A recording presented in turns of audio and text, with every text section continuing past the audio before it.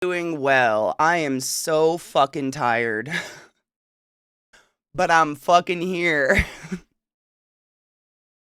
Alchemy, how are you feeling, my love? How Alchemy got the vivid, the vivid.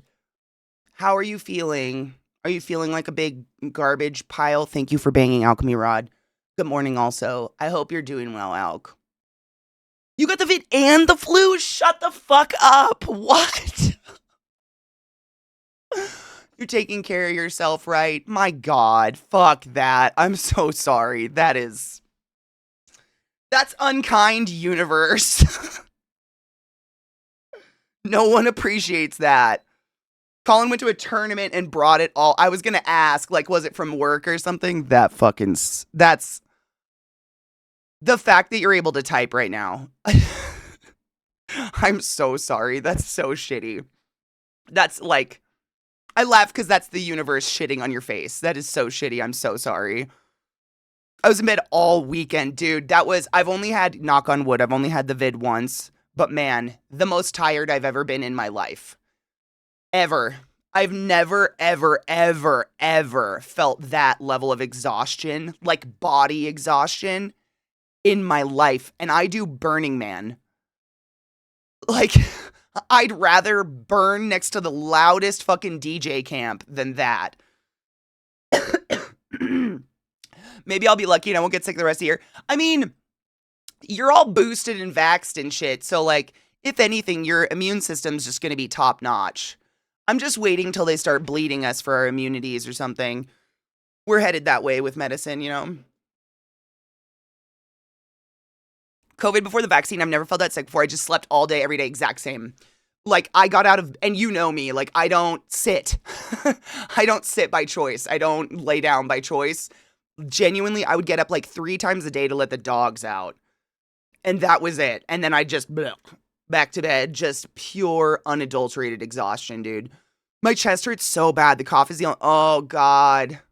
See, and that's the shit is that you got both. When I got COVID, I didn't have like a horrible cough or like any weird, I lost my sense of taste and smell. That was fucking weird. But I didn't have that. You've got that fucking flu on top of it, and that sucks. Dude, if it puts me in bed, it's eliminated me. That's a freak virus. If it gets me. I'm coming out of about a flu myself. This shit is yucky, though I managed to keep fit and healthy for well over a year in terms of respiratory, so this doesn't tank me nearly as much as previous sickness. 100%. Taking care of yourself definitely makes a difference. And that's why, I mean, I know we talk about this, but I will bring it up forever because COVID's still a thing. Unfortunately, people don't get vaxxed. We get vaxxed for the people that can't get vaxxed, right? We stay home and we don't go spread that shit because there are people who don't have immune systems and cannot be healthy to fight the virus and can't get immunities because they'll die. That's why I get the shots. I hate shots, but I'll do it if it prevents a death, my God.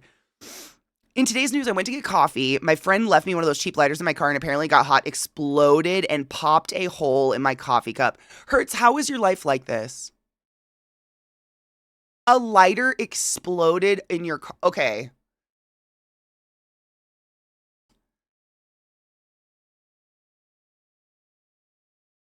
That's terrifying. What the fuck? My taste was gone for like 3 days. Now it's coming back. Everything tastes weird. The gas station this morning smelled weird. That was me, Alk. I remember when the smell and the taste started coming back, the only things that I could smell was vinegar or taste. Anything that had like a vinegar in it. So if someone opened a jar of mayo, of course I'd be like, "Ugh." But I remember I was deathly ill. So of course I went and got pho because pho is the miracle soup. I swear it healed me of mono when I was in college. And it was vinegar soup. It was just hot vinegar bowl. It was so, but that was it. Or like when cars drove by my house, I could smell the exhaust through the walls like a pregnant woman. Like a pregnant woman with like super sensory smell. I could smell exhaust and gas like crazy, but that was like it. It was real weird. Exactly, David. That's why the rest of us get vaxxed and take care of ourselves, is because there's people like you all over the fucking world that people don't think about. And they're selfish, and I hate it. Dude, Till, when I was in college, I worked at this Lowe's, And across the street from the Lowe's I worked at was not Chili's. What's the other thing that's like Chili's? Good morning, Kel. Applebee's. There was an Applebee's across the street, and the Applebee's, like, I still don't understand how this happened. Yes, the fact that you guys all knew exactly what I was talking about, Applebee's. The restaurant had an outbreak of norovirus. Till, does that mean there was poop in the food? Like, it was so weird. The whole restaurant closed down for like a week. And it was weird because a lot of us after work, we went to Applebee's and got drinks and stuff. That was like a normal thing. And we didn't know, we started going to a Mexican place instead. But it was the restaurant broke out in norovirus. Like everyone that ate there for a day got norovirus. And I don't understand. That's poop, right? Yeah, that's poopy fingers. That's what I thought. Norovirus is caused by not washing your hands. So if you got norovirus, someone put their poop in you. It's like getting pink eye. Crispy, dude, it is. I'm not being facetious when I say that. When I was in college, I got mono. And it was horrible. Like, not the worst I've ever felt, but up to that point, the worst sickness I'd ever had. And a friend of mine from school was like, I'm taking you to pho. And I'd never had pho before in my entire life. Again, very small town. I like, the most Asian food I've ever had was like the most American Chinese you can possibly think of in the middle of nowhere, Eastern Washington. And she took me to pho, and I swear I was better the next day. I don't know. Pho is magic. So now that's like my go-to. When I'm sick, if I'm congested or anything, pho. I'm getting pho. Because I just fucking dump sriracha in there and drink the hot soup, and it just melts your face, and it's just glorious. The most depressing restaurant in human existence. I know. Isn't it Chili's is where all the business goes down? No shit. I got norovirus from a restaurant too. It was so bad. That's so scary. I'm so sorry you got that. I mean, it could have been someone that ate where you were and they didn't clean the table. I think rodents cause hantavirus, right? I didn't have fancy ramen until I was like in my 30s, I feel like. Like ramen, I don't know if this is, I mean, I think this is just me because again, I did grow up in very, very small America. But like there was my entire life up until like my late 20s, early 30s, ramen was the 10-cent bag of noodles you got at the grocery store, right? That was ramen. And then you fancied it up at home, like you threw shit in. My roommate and I used to call it something out of nothing because we were so fucking dirt poor. We'd create something out of nothing and it was amazing. And then all of a sudden, it was like restaurants with ramen was a thing. So I didn't have like official ramen until like my early, like ramen in a ramen restaurant until like my early 30s. I don't think, or late 20s or something. I think I've only eaten chicken noodle soup for a week. Honestly, like, chicken noodle soup isn't going to cure everything, but you know this, Alk. But if anybody else doesn't know, all the salt in chicken noodle soup is what you need. Like, electrolytes. Because without electrolytes, what the plants crave, salt, you can't hold water. You cannot hydrate if you have no salt in your body. And when you're sick and you're just mucusing, that's where all your hydration's going. You got to get salt in there to keep that shit on board and keep drinking water. It's smart. I get the weird pho, too. Like, beef, tendon, tripe, it's 100%. You gotta, like, seriously, I think of it like medicinally, Crispy. I'm sitting there thinking about the ingredients like, oh yeah, the tripe and the tendon, that's gonna add all the collagen and all the good shit for my skin. Like, I think of it like that when I eat pho. Like, that's a bowl of medicine.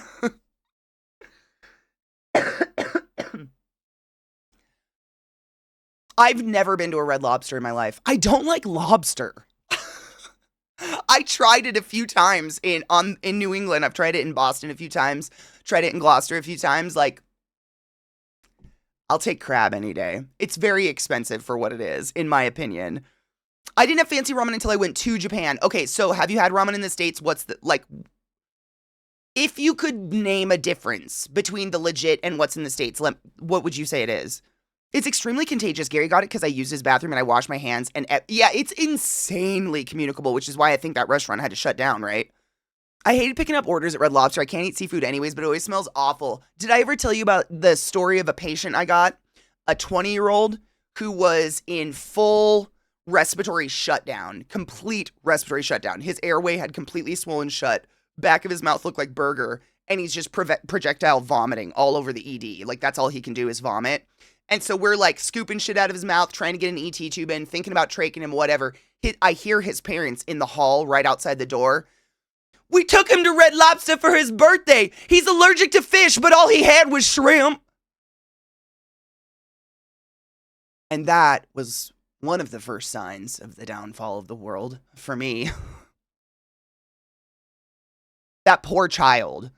Like, my God. The fact that they made it to 20 was a miracle. How many times had they been there? I don't even know. If I hadn't have been, like, literally scooping seafood, like, vomit out of this person's mouth, I probably would have walked in the hall and been like, are you joking? People, what do you do? Medicinally crispy is my new favorite phrase. Oh, I love that. Medicinally crispy. Did you work at Red Lobster? No shit. What's that like? I always remember the old lady that drove through the lobby of Red Lobster by my house. An old lady drove through it. Was she okay? Was she just old and like kind of lost it a little? Oh, that's what everybody that talks about Red Lobster, I feel like everybody just goes there for the biscuits, right? It's so jarring hearing an American nail the pronunciation of Gloucester. I can't lie, even though I'm well aware. No, it's because I have family in Gloucester, not Gloucestershire. I have family that owns a bed and breakfast on the water. So, on the water, I get a cheat code.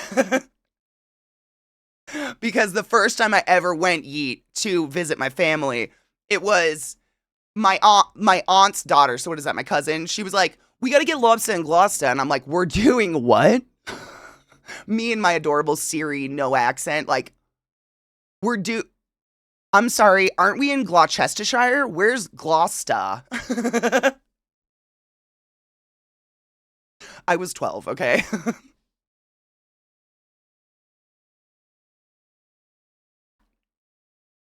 I had no idea, but yeah, it's cheat code. the amount of times that I've heard that exact sentence as a nurse, are you kidding? He's allergic to fish. All he had was like probably a shellfish, right? Crab, lobster, shrimp. For some reason, people don't think they're the same thing. We have a lot of ramen spots here in LA, but almost all of them skimp on something, either the broth quality, the noodles, the beef, etc. I feel that way about I'm not kidding you. I feel that way about every ramen place I've ever been to.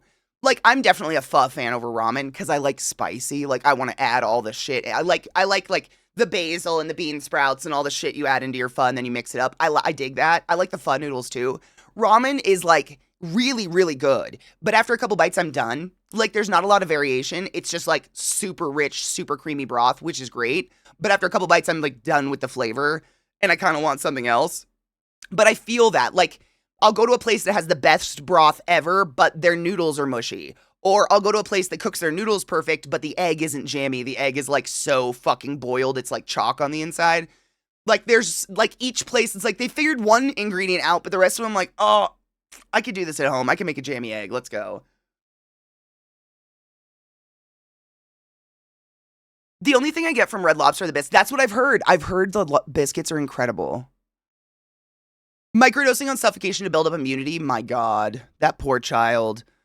You got to get some butter on that lobster. I was not a fan. Honestly, like, I'm not a hater of lobster. You do you, boo-boo. I just really, like, I grew up in the Pacific Northwest where it's, salmon and king crab and shit like that. Like, that's our money. That's our big seafood over there. And, like, lobster just, I feel like it's similar to king crab in that it tastes like whatever you dip it in. You dip it in butter. Like, that's it. I don't know. I don't understand. Like, it's literally a cockroach of the ocean. It used to be the food of the paupers, and then it became rich people food, and now lobsters are just astronomically expensive. And on top of that, like, what sick fuck likes to pick their food alive? I'm so sorry. I will never feel okay about that. Every time I go, and it's been years, but going to a seafood restaurant and they got that fucking tub of lobsters in the front. What the fuck? Well, good ramen in the US is literally like $20 a bowl. It's ridiculous for soup. But I understand why. It's the broth, it's the process, it's everything that goes into it. Me, I'm allergic to shellfish. People, oh, so you can eat clams? That's real? No. Alchemy, no. Wait. I'm so worried about the world. Pho is a choose your own adventure meal, 100%. And every bite I can make different. I don't know if anybody else is like that, but I have my spoon and I'll do a swirl of noodles on there and then a basil leaf and a dollop of hoisin and a dollop of, sriracha. And I make the perfect bite with every bite. I don't know. I'm more into pho. Like, I love ramen. Every once in a while I crave it. But genuine, like Verse was saying, I've never found like perfect ramen outside of dumb expensive. Like, I appreciate and respect why you're charging $20 a bowl for soup. I know the effort and days that went into that bone broth and whatnot. I am just not. I can buy ramen for 10 cents. It's so hard for me to be like, go to ramen for $20 a plate or buy a 10-cent thingy and stick an egg in it. I don't know. I'm such a cheapskate when it comes to that. When it comes to food. But that's probably why restaurants are failing, because of people like me. Damn it. You can buy the Miskimis. I've seen it in the stores. I've just never even had one of those biscuits to know if they're good or not. Not liking shellfish was a mortal sin in my mom's family. They all come from Maine. That's my family. I mean, don't hate me if you're from the Pacific Northwest. Like, I'm not a big fan of salmon. Or really king crab.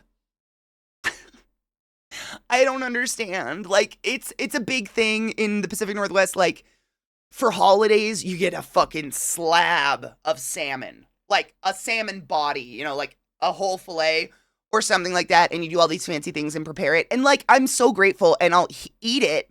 But, like, I have never in my life been excited about salmon.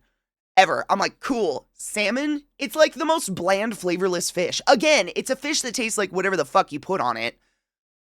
Which is fine, I guess. Right? I'm just not. I don't understand. But it's a thing. Like, the Pacific Northwest loves, because the salmon runs. And it's so interesting when you think about it. Because, like, the Pacific Northwest is basically built on the salmon runs. Like, we destroyed 90% of the salmon runs out there. And yet salmon is like our jam. It's very interesting. Very interesting. They have laws against that now. My sister's actually a lawyer who prevents people from destroying salmon runs, which is great. But yeah, it's, I don't know, bland. Salmon has a flavor. The farm raised stuff is bland. Typically, I've had it all. I've had every fucking type. I mean, I would almost put money down. I've had every type of salmon you can possibly think of that is possible to get.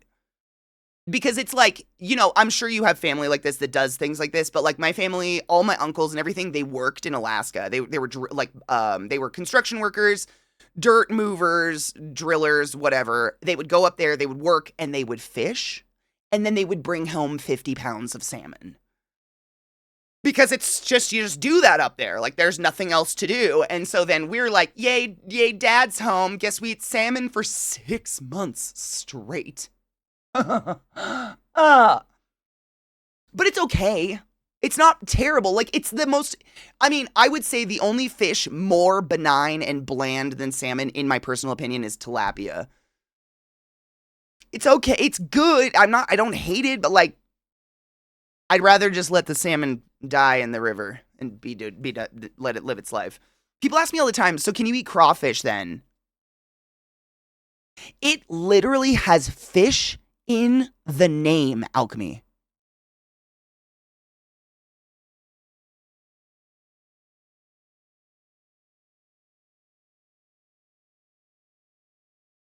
Wow. There was an article to discuss the outrage from students at professors that wrote questions that ChatGPT can't parse. They were complaining that actually doing the writing was too hard. People are getting dumber. Kel, I saw a post a few months ago that will stick with me the rest of my life, I think. And this is no shade on younger people. That being said, if you're under 18, you shouldn't be here. You're too young. Go. If you're ever feeling bad about yourself, just remind yourself that you graduated school without ChatGPT.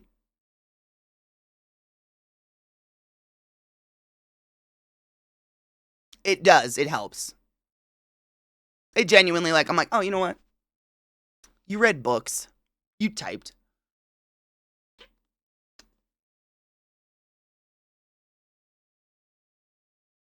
Smoked. Oh my God. Might. Have you ever had salmon candy? Yeetskis. I took pictures. It was so fucking late at night, my dudes. This is why I'm so tired. Like, I don't know. I never perceive of the shit I'm getting myself into. I don't know how else to put that in a nice way, but I never perceive of that shit for some fucking reason. So yesterday I tell myself like, yeah, I'm going to play games with friends all day and then I'm going to get off and then I'm going to have plenty of time to make a homemade cheesecake and homemade from scratch tomato bisque and cheese crunchies and a salad and shower and get my plants in the ground and water the garden. So I got we ended stream at like 2:45 yesterday my time, whatever, like 15 minutes early. And again, I know I do this all the time, but man, I really ran myself yesterday. I did not sit down until 11 p.m. just cooking. My house smells like oil right now, and I fucking hate it so much. Just wake up to oil smell. But I succeeded. I'm so fucking tired. I'm not even excited about it right now. I will be in some days to come. I was so fucking tired, and the fact that everything was done at 11 p.m. means I got shit pictures. Everything looks like crap. There's no light. It's terrible lighting. I tried, but I succeeded. That's what matters. And like,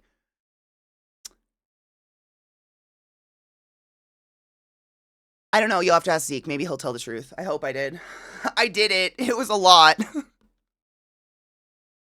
Good morning, Reasonable. How are you? Wait, what's a mud bug? Oh, I love salmon sashimi. Salmon sushi is delicious. I actually prefer salmon I prefer fish raw over cooked. I feel like it has more flavor. And I'm not talking fishy, rotten flavor. Like fish in general, I think has better flavor. And when you cook it, something happens where it just becomes bland and just tastes like butter and lemon or whatever the fuck you put on it. Oh, mudbug, crawfish. There's a different name for crawfish everywhere. Where I grew up, they were crawdads. I don't know why. We still ate them. We did crawdad boils. Everyone eats crawdads, but they're crawdads, crawfish, mudfish, mudbugs. We all ate them, but like everybody has a different name for the little lobster. 1000%. Tilapia is boring as fuck, yes. And I just had too much of it. And I grew up on different fish. Like, so salmon's the big thing in the Pacific Northwest, but if you go fishing in a lake, you can get walleye. Raise your hand if you've had the pleasure of walleye. I know, I'm such a freak. I love fishing. It's one of the things I really miss. I haven't fished in like 10 years. But we used to go fishing out on the lake and catch walleye. Now that's a fine fucking fish to deep fry in some crispy shit. Like, damn, walleye's phenomenal. It actually has a flavor, though. It doesn't taste like pond. You know, like a lot of times trout just tastes like lake or whatever. I just realized I don't have my bong. It's in my sink full of cleaner. That's how tired I am. How's everyone doing?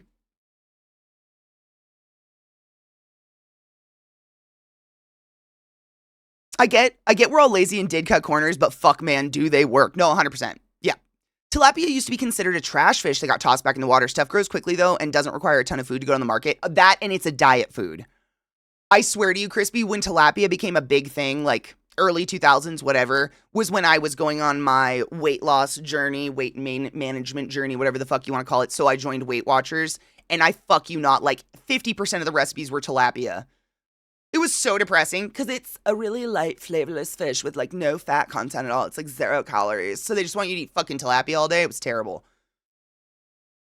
It was, by the way, Weight Watchers did nothing and they're in bankruptcy right now, which I think is great because diet culture is fucking unhealthy and disgusting and is ruining children's minds. My Latin history professor said it was the best. Writing is hard because writing is thinking. If your thoughts are not clear, your writing won't be clear. I still write to this day. I write all the time. I don't know how people don't get the shit out of their head. The crap. Cliff's Notes. Dude, I still say Cliff Notes version. Didn't happen, did it? Wait, what didn't happen? How much of what didn't happen? Wait.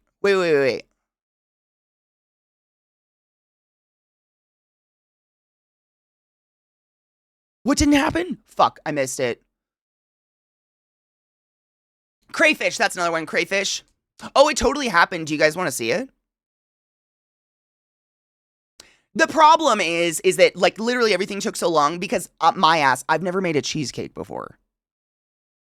And I didn't realize that like the process of making a cheesecake, pretty easy to make it. Then you bake it for an hour and then you have to, according to a lot of recipes I read, leave it in the oven. Like you turn the oven off and leave it in there with the water bath for like 6 hours. And then you put it in the fridge to set and that prevents cracking. None of it prevented cracking. None of it. It's still cracked. But holy fuck, is it good. It's so light and fluffy and fucking delicious.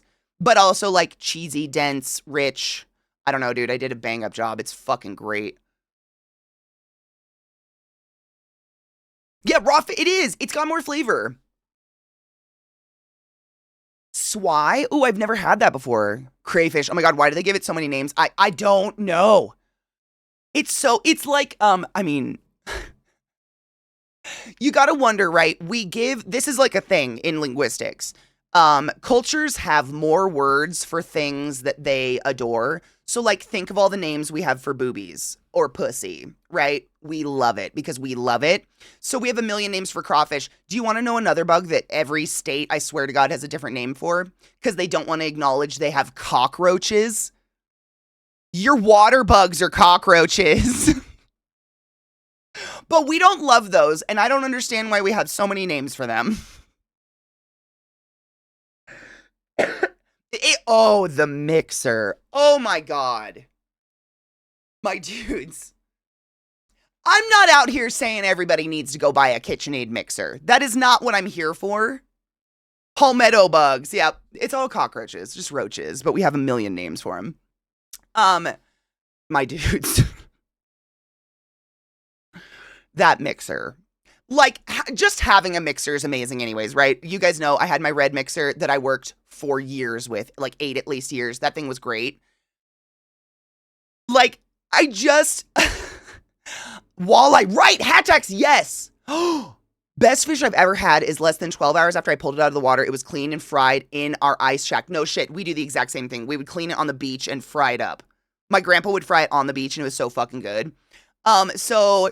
I've got that KitchenAid, I threw all the cream cheese in there and the sugar, and the cream cheese is like big old blocks, and it wasn't thawed, it was not room temperature, but I was on a time crunch because as I was reading the recipe, I was like, oh my god, this cheesecake has to sit for so many hours. What the fuck? So I threw it all in there, cracked the mixer down, and I was like, you know what? Sink or swim. Bitch. I understand now. I get it. I understand KitchenAids. I didn't know. Like, in my dumb brain, I was just like, Jenica, you generous fuck, thank you for the biddies. I appreciate you, thank you for those biddies. You generous fuck. In my mind, I was just like, KitchenAid's just gonna last me forever. Like, if I take care of this thing, I don't have to worry about it breaking down. Oh no, no. It's just superior. The level of creaminess, the fucking, I don't even know, the smoothness. The smoothity, I don't know, there's got to be a better word there. The consistency was so fucking perfect. I have never had that smooth of a consistency in my life out of a mixer, ever. Ever. I'm used to like mix a little bit, crack it open, smear down the walls, scrape it off the bottom of the bowl, mix it a little bit, smear down, scrape it off the bottom. You know, that process of because it doesn't reach the bottom and it's not mixed. Nothing. I had to do nothing. I had to do fuck all. It's the laziest shit. The smoothity, that's the word today. It's laziest in the best way possible because you're doing other things, right? But oh my god, am I grateful. I'm just so thankful for that thing. It's amazing. Dude, mob, exactly. Like, I've been cooking and making stuff with my old mixer was great, but it was like, you know, one of those nonsensical brands from China or something that you can't even pronounce. But it looked just like a KitchenAid. It was like $100 on Amazon, and it lasted me 8 years and cooked phenomenal food. I'm not mad. Like, that thing did so well, but oh my god, I definitely feel I have graduated. Like, I feel like I graduated up to, like, nice paintbrushes or something that aren't shedding anymore. So just, like, my whole life, I've just accepted, and that's just part of painting. Your paintbrushes are going to shed, you're going to have to pick shedding out of it, and all of a sudden I have a sable brush that doesn't shed, and I don't know how to function anymore. Like, where's my part in the baking? Just pouring it in a pan? What the fuck?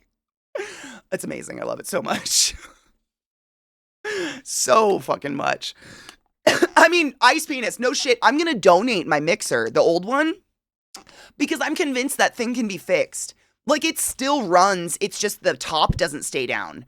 Like, I have to lean on it and hold it down. Otherwise, it goes like it doesn't. But if someone can fix that like that, mixer's still gonna make shit for somebody.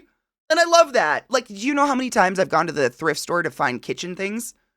All the time. Like, almost all of my kitchen, other than, like, my pans And my knives. Those are nice. Those I've bought Zach over the years for holidays and stuff like that. Those are very nice. But outside of that, it's all shit from thrift stores. Like that is the why not? When are you gonna tell us you're on KitchenAid's payroll? Dude. You'll know because I'll finally have a haircut. Hey KitchenAid, you want to sponsor me? I'd like a haircut.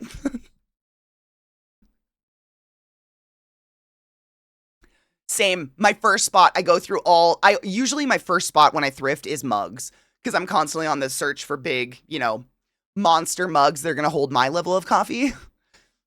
And you can find really funny ones and just like strange shit in there, but the kitchen area is the best.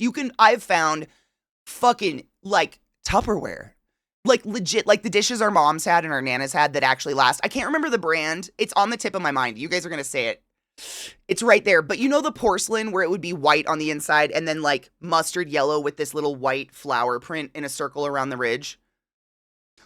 Is it Coralware? No, Coralware is the really hardcore shit, isn't it? Or is that Fiestaware? There was one, was it Fiestaware or was the shit we all got in college because you couldn't break it? Is it Coralware? I look for that. That's the stuff, and if you can find one that has a lid, oh my god, the casserole dishes and shit like that, I search for that shit like nobody's business because it's still the bomb.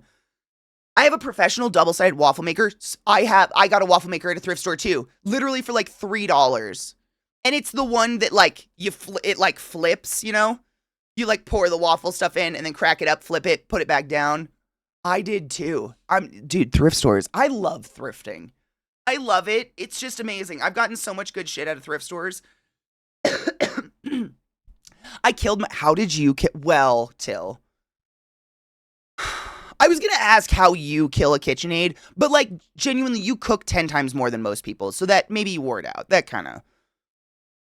Buy once, cry once. This mob, here's the crazy part. This was gifted to me. I feel like the luckiest little bitch ever.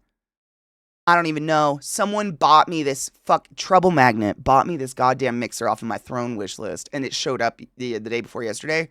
I wept. I just had myself a cry on the floor. Like,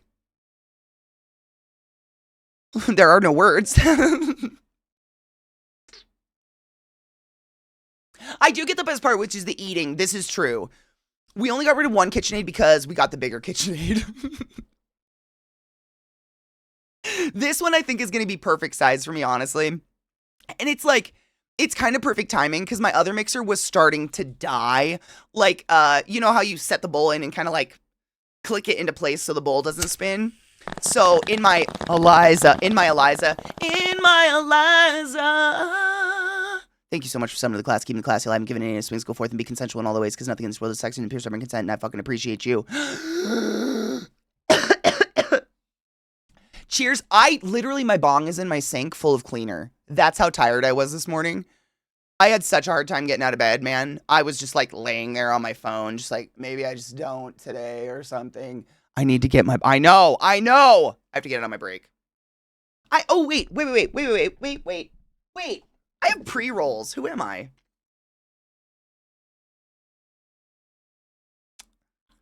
Who is she? Me pretending I don't have weed within reach somewhere. Who is she? These are actually super cool, Liza. I don't know if you saw these. I got these.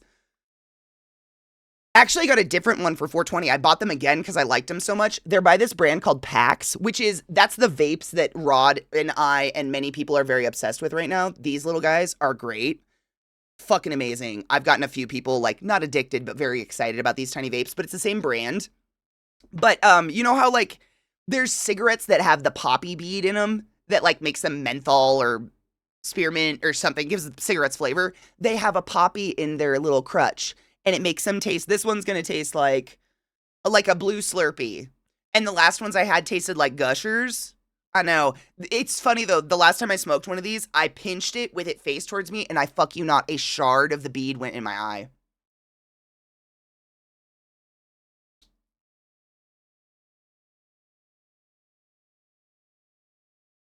This little guy? These little guys, this is just a, it's like a disposable, resin vape or whatever, but it's 1,000 milligrams in this little fucker.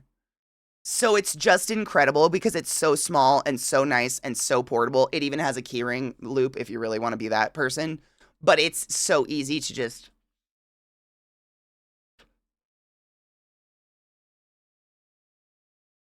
It's just great. They have bigger ones, like full size ones if you like a whole hand. But like this is my little travel guy. This is what I travel with because he's so tiny. But it's a little tank.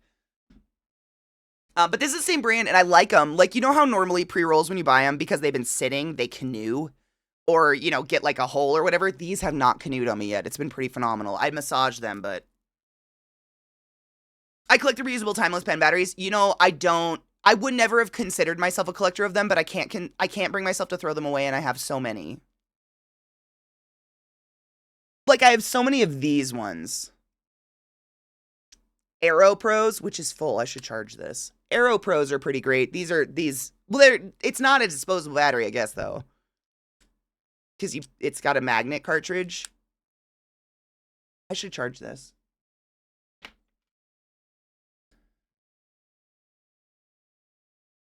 Does it need oh my god, it needs USB-C. Just kidding, can't charge you. Yeah, disposable, you take the card off and then you just have the battery, right? Usually like screws on. Where's an ashtray? If it's subconscious, then it's hoarding, not collecting. Yeah, it is. It's hoarding. Because every battery, I'm just like, well, like, what if I'll need that? Oh, you can't. Reusable, you screw on. Oh, maybe this is disposable because it doesn't screw on. It's just like it magnets in. Or maybe is that the same as screwing it in? If the cart comes off, it's reusable. Okay. Sick. I hoard them and I don't even know how to use them.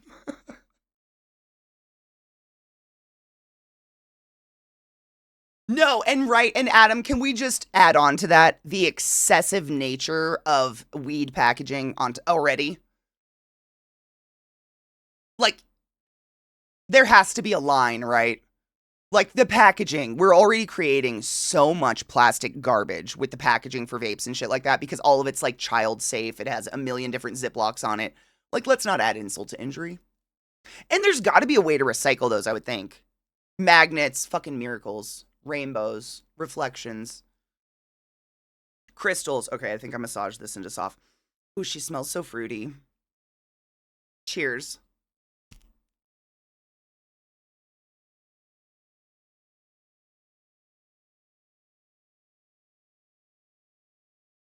Technology's fucking crazy. I love it. I'm sure you've seen those memes, Eliza, where it's like it's like someone reminiscing, about their youth, and they're like, I remember being 16 and like hiding in the bushes at the drive-in movie theater to smoke weed out of a one-hitter with my friends, and now I'm just like at a concert, I'm bored, guess I'll just pull my vape out.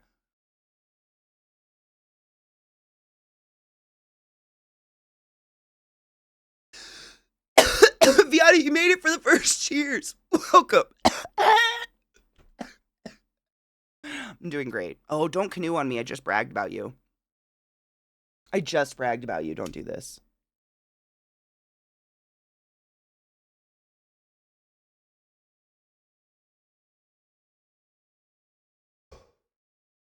They go out of stock. Oh, it's because Camino's the best. I can't find Camino in Denver, and I want it real bad. I got Camino when I was in California, and I very much enjoyed them. Of course, I said it's not going to canoe, so it is.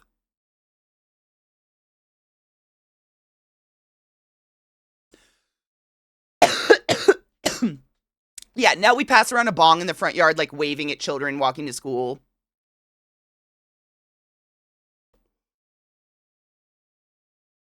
Reminds me of the CD tower packages that we used to get. I thought I was buying 2 carts in this one package. It was $80 packaging for 1 cart for $45.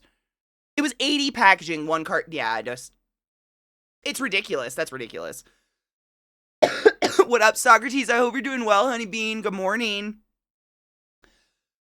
80%. I got that after I read it. I was like, there's no way $80, Katie. Stop reading like a dumbass. That's like, I mean, that's the dabs packaging. I reuse my packaging a lot. I'm trying to see, where are my dabs? But the packaging for dabs is just so excessive. I don't know where my little dab thingy is. Where are you?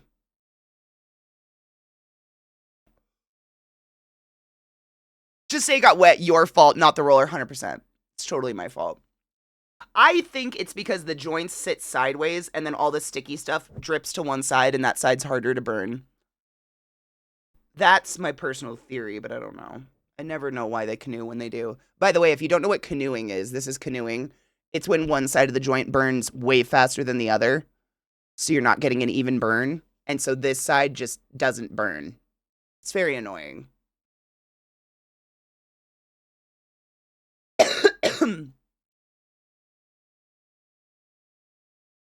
Me too. I have so many little glass jars because I save all of them because it's just so much waste. But the dabs, they come in like the little glass jar, you know, like the little porcelain jar, in a box, in a box, in a bag. And it's not recyclable cardboard. That's what drives me crazy. One thing that Sarah's boyfriend taught me is that shiny cardboard that's been printed on is not recyclable. I know. Isn't that infuriating? So, like, this is not recyclable. This cardboard. We think, oh, paper, great. Recyclable? No, it's printed on and shiny, cannot be recycled. Such bullshit. And that's everywhere. Good morning, Vinny, my love. How are you? Your cigarettes canoe? Why? I don't think. Really? I wonder why.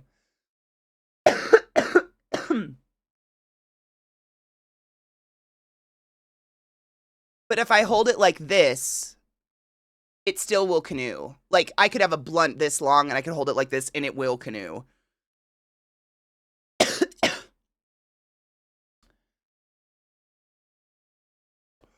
For infused joints, if you're unsure how long they've sat, microwave for seconds. For 3 seconds, massage and pack, then smoke. Ooh, that's a good idea. I didn't know that. Man, oh my God, reasonable. Me too. Did I tell you? Cheers, Seedy Moist. I'm smoking one of my little dog walkers. So, you guys know, because I told you that one of my favorite musical artists in the world died recently. It's very sad. But this has been a saga for like the past week since he passed away for me. Because, again, I've told you this, but his albums, like just on shuffle, were my alarm clock for the past 5 years. I've literally woken up to this man's voice for 5 years in a row. And he was actually there was a plan for him to drop a new album this year before he passed, unfortunately. If you don't know who I'm talking about, the band is ClassyKatie. He died on an e-bike in New York. Horrible accident. Someone opened their door into him.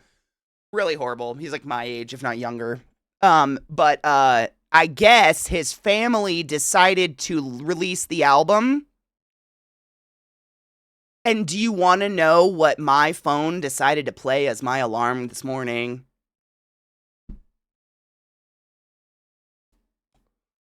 Why? Why, God? I haven't even listened to the album yet. I was like, why is this? Why does this sound familiar? Why do I know this voice? Why do I know this? I'm awake. I'm awake. Oh my God, panic. What the fuck is this? He was 44. That's so fucking young. It's disgusting. Same might. I think about it too much. It breaks my heart. Starcadian's one of my favorite artists in the entire world. I'm just. You never are ready to lose someone, right?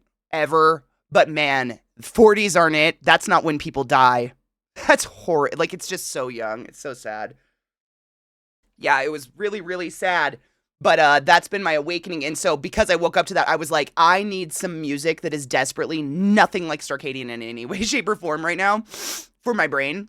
But I would like to listen to the album with you guys. It's only like 4 songs, 4 or 5 songs, I'm going to think. I looked at it, but I didn't listen.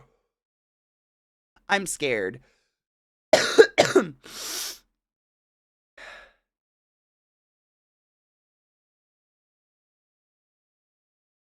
Yeah, this one's, what did Viata call it? This isn't infused. This one is a flavored filter joint.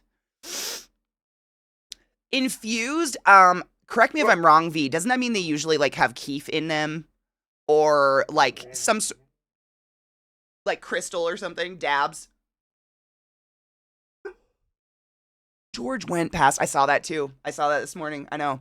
It's very sad. It's always sad. Like, it's not less sad if someone has a great life. But I feel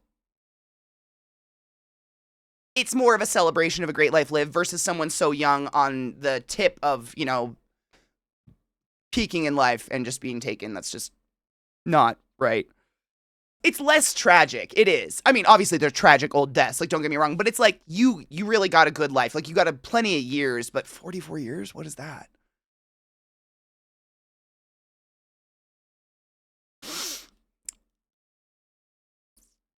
It's company to company for the specifics. Oil in the paper, sometimes rolled in keef. Yeah, so it's usually got something else added to it, whereas mine are literally just pod. What is the strain, though? I feel sufficiently stoned. That was nice. Oh god, the label faded.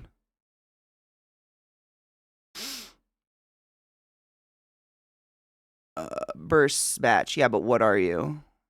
Are you just blue smoothie? Is that actually the strain, blue smoothie? It says it's a sativa. I guess blue slurpee. That's all it says. Allegedly 29.3% THC. Allegedly. I think I've seen slushy strains, but it's got like, I mean, it legitimately, I don't even know if you can tell. It looks like the 7-Eleven slushy machine. Like, it literally looks like the emblem on the slushy machine. Right, meow. So I thought maybe it was just the bead, but no. But the bead was fruity. I feel fruity. The names are wild. I know. It's like there's so many fucking weird names, and then I'll see the same strains over and over. Like, I got one. What is it? Oh, Katie, I ripped the label off.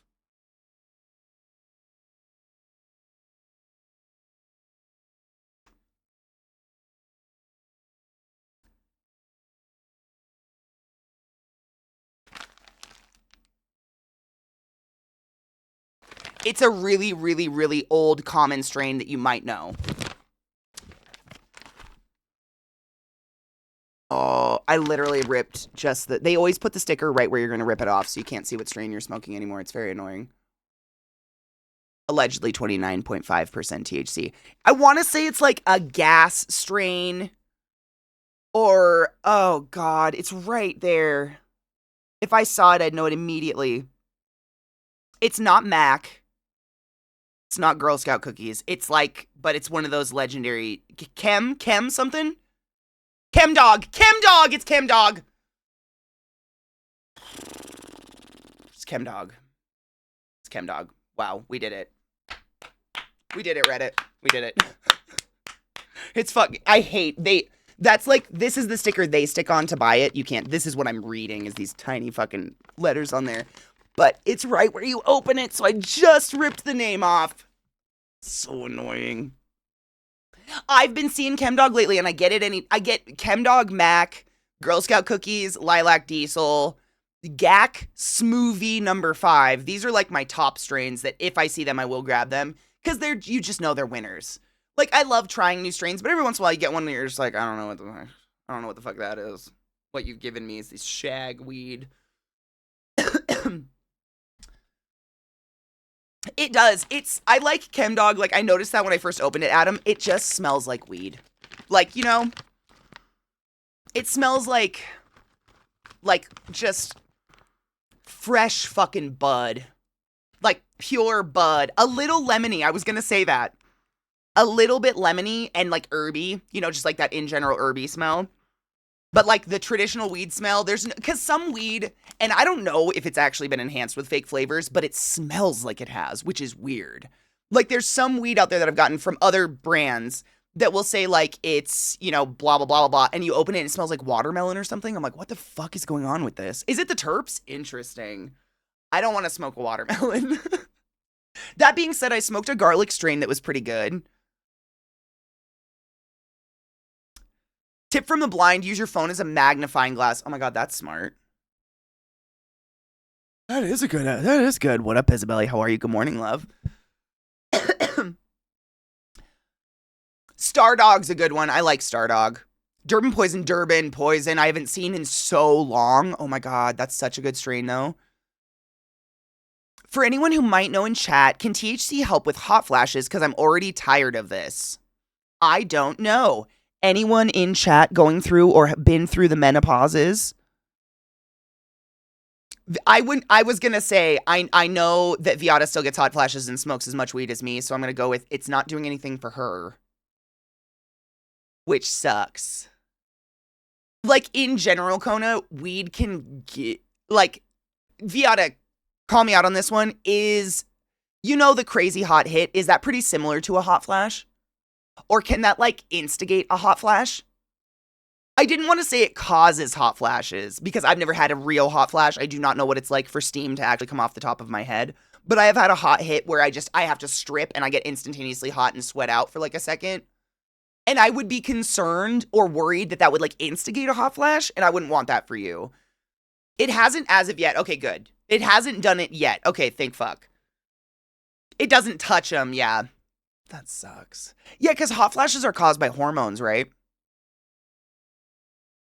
Dips and dives in hormones, I think.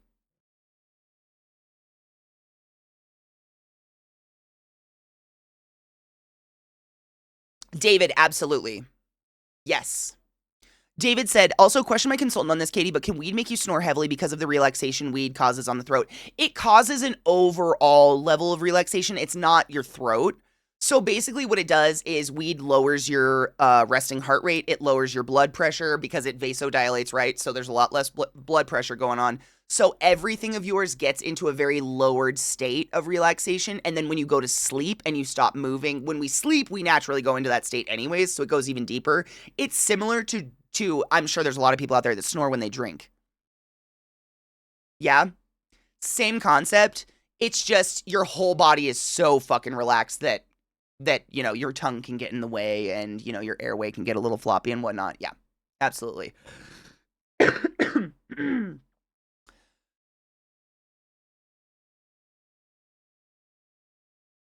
From the interwebs, THC may ease hot flashes by calming nerves, aiding sleep, and helping regulate body temperature, but effects vary. Yeah, see, it could vary by person. You know what, Kona? If you were going to try anything, I would try CBD if you hadn't.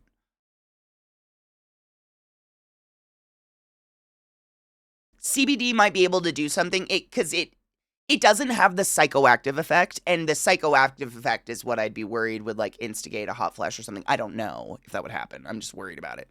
But CBD might be great. CBG is a really good one. CBA, I think is the one that's aimed more towards pain relief. But CBG and CBD are two that are really good that might help because they help kind of like that's what I used to that's what I took when I was having my fucking mental breakdown when I was 30. That saved my life before my meds kicked in. It might help. Oh, no shit. I take gummies with CBD and CBN daily for sleep and nothing. Boo, I'm so sorry. I know, it's hormonal and I don't think weed does anything like,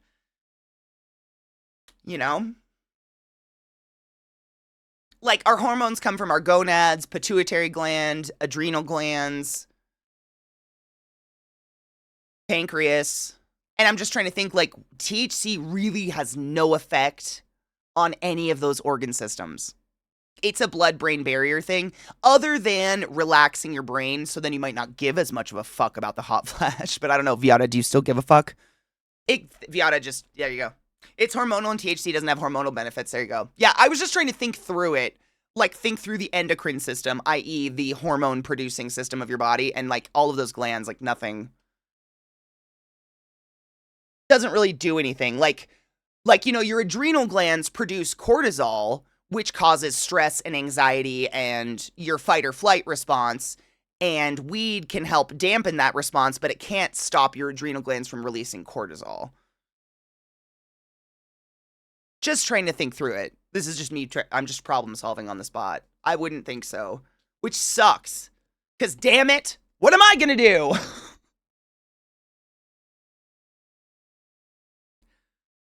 My dog's blowing me off and I need to look for a new one for help. Dude, find a new one. That's disgusting. A doctor, you should never get a sense your doctor's blowing you off. That's disgusting. One of my friends went camping the same time as I did, felt a bump on her back. She's now getting Lyme treatment. Ticks are no joke, folks. 'Tis that time. Check for ticks. Dude, they're everywhere. And they literally, I don't know if you know this, ticks climb trees on purpose to drop on things walking below the trees. Like that is what they do. And the aim is for them to drop on a deer or a raccoon or something like that. But if you're walking through the woods, that tick doesn't know you're just a hot body below it on a branch. It's going to drop on you. Watch yourself for fucking ticks. I am going to tell you that. I don't mean to scare you, but Lyme's is very serious. Extremely hard to diagnose if you don't have the tick that bit you. Like, I mean, you guys know, Ren is a great example of someone who went on that journey for how many fucking years before he finally got a diagnosis? Like, literally every medical professional he saw made him feel crazy because he didn't have the tick. We have to have the tick to confirm Lyme's disease most of the times. It sucks. Like, I will scare you because Lyme's is serious. Wear a hat, wear clothes out in the woods, get someone to check you for ticks. I'm not, like, last time I was in Maryland, my sister and I went walking in the woods. Green Days, thank you so much for the raid. Welcome, Raiders. We went walking in the woods, and I found a tick crawling up my inner thigh about an inch from my vagina.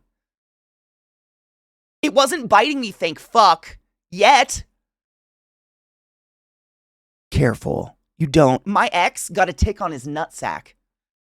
I was visiting my parents, and I get a picture of a scrotum with a big red circle on it, and he's like, is that a bullseye? Yeah, it is. That's, like, you just don't know. And it's not like he went hiking in the woods. He just walked his dog daily. But the cum trees dangle over the sidewalk, so ticks are dropping from the cum trees. The dog was treated for ticks. People aren't treated for ticks. It's quite serious. You do not want a tick. You do not want a disease from a tick. There's also that tick that makes it so you can't eat meat ever again. Like, my God.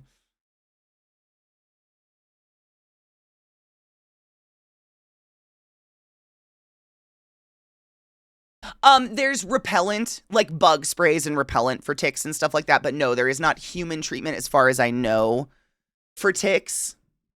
As far as I know, I don't know. Do you remember that, Eliza? Were you there? Was that when we found the giant ball of hornets on the ground? And literally we were looking at the ball of hornets and then I looked down and there was a fucking tick an inch from my pussy and I was like, ah! And like fucking just started batting at myself because it wasn't biting me yet. But like, where was it going? I was wearing short shorts, my dude, as usual. Absolutely not.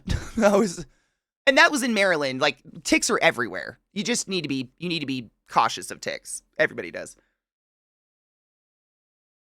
I have the little tools remove ticks. So do I. That little like V thing. Have only ever had to use it on the cats, but we're prepared as well as we could be. That's all you can really do. I know there's like, people say you put a burnt match on its ass or something like that. Like, we want to prevent the bite. Once you're bit and there's blood, like, this is the thing. It's real gross. But arachnids, right? Little blood-sucking motherfuckers. We're just going to go into teaching this. We're just going to pretend, right? Okay. They don't have a stomach. I don't know how to explain that. They don't have a stomach. They basically have a gizzard, and they use you as their stomach. So they inject an enzyme into you that prevents clotting and once they bite you and then they like get to the source or whatever. And then they suck and spit and suck and spit and suck and spit between their little gizzard inside their body and you. You are their external gut while a tick is biting you, a leech, etc. It is so fucking disgusting. You don't want to be the gut of a bug. So let's prevent, like, but what I'm saying is that suck, spit, sucks, you're infected. Once the bite has happened, if that's a Lyme's, or a deer tick or something, you're infected. Let's prevent the bites. Use the bug spray, use the repellents, put essential oils around your house. Like, no shit, not as like a witchy thing, hail Satan, but seriously, like, what is it? Lavender, clove oil. There's a couple essential oils that bugs hate. So again, I'm so sorry I'm just spitting all this shit right now. You got me high and on a bug train. But the vast majority of insects, arachnids, the little, what would you call them, invertebrates of the world, don't breathe with their mouth. They breathe with something very akin to gills on their stomach. For instance, with tarantulas, they're called book lungs. So they have a passive breathing apparatus. So if there's anything in their general atmosphere that is noxious to a breathing environment, they will want to get away from it as fast as possible. So essential oils, obviously those oils are going to release into the air and they can't hold their breath. They don't have a mouth to hold breath. It's just passing over and it will make them run. They fucking hate it. Bugs also hate wind and movement. And so, like, if you have a very stagnant room with no air movement, that's where bugs are going to want to be. Humid areas like Maryland, etc., less windy, therefore lots of bugs like that. Like, that's just, but, you know, be careful. Let's just prevent that shit. Spit and suck. It's pretty, spiders do the same thing. They don't have, like, it's very odd. They don't have a digestive system. They use you as their digestive system. Like, instead of having stomach acid, their venom is stomach acid. Think of it that way. So when they inject venom into a bug, that venom starts to slurpee the inside of the bug so that they can... Fucking gross, right? I know. Let's just prevent the tick bites. That tiny tick was trying to crawl up into the promised land, and I don't even know what... oh my god. I don't know if I'd ever be able to look at my vagina the same if I would have had a tick bite. A tick bite my special places. Oh my god. Once the tick has bitten you, you have to be careful about how you remove them. If you squeeze them, all their guts go into the bite hole. Also, like, it's so gross, but again, if it scares you into being safe about ticks. Like, I know a lot of you hunt and hike and go out in the woods. Let's be safe about it, right? A lot of you live in the woods. What ticks do is they actually burrow their head under your skin. So if a tick has already bitten you and all you do is try to tear the body off, the head stays under your skin and you have to go get that removed. So that's why people say, like, light a match, blow it out, and touch the end of the ass of the tick with the match, the hot match butt, because then the tick releases. Because if the tick is latched on when you pull on it, it's just going to behead itself. It's fucking gnarly, dude. Ticks are fucking gnarly. Like, just don't. Just, I hate them. I'm not a fan. Citronella. We put lavender and citronella plants all around our patio to keep the bugs away. That's smart. Yeah, I put lavender in my yard. I actually planted a new lavender plant recently, hoping to also eliminate pests because I hate them. So lavender body wash for days spent walking the wilderness. That or you could just dab some oils, you know, use bug spray. Just wearing clothes, you know, like, you'll see a lot of people that walk through the woods, they wear, like, neck scarves. Even if they're, like, in the Amazon, they wear a hat and a neck scarf that's tucked into their shirt. All of that is to protect from bugs falling on you and trying to bite you. They wear, like, really high socks, really high boots. That's to protect from leeches, like... A lot of it is just keeping your skin out of reach of these creatures, which is hard in the summer and shit because we want to be naked and out in the sun. A free Christine. Oh, why are you like this? I can't believe you've done this. What up, Vile? I hope you're doing well. I really need to meet the person that comes with the color names for makeup. I just got done doing an Ulta inventory and found some interesting ones. Frosted Naked Lunch. Espresso yourself. Please give Teddy 12 shitty day. What brand was that? Do you remember?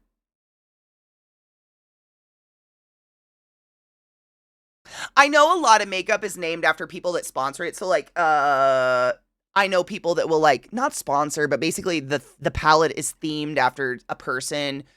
So, like, I'm just going to use an example. There's a really cool true crime chick on YouTube.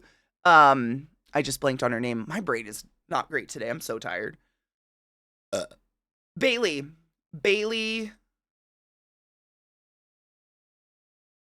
Sarian. Bailey Sarian. Wow, I did it. My brain super wanted to say Sanderson for some reason. Bailey Sarian.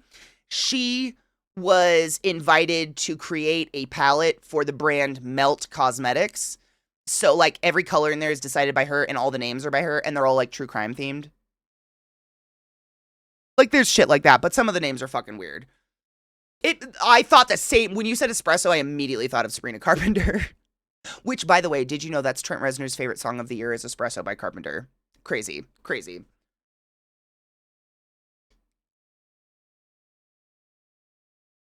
Chickens, and so do possums. I know I talk a lot about possums here. I'm kind of very into possums.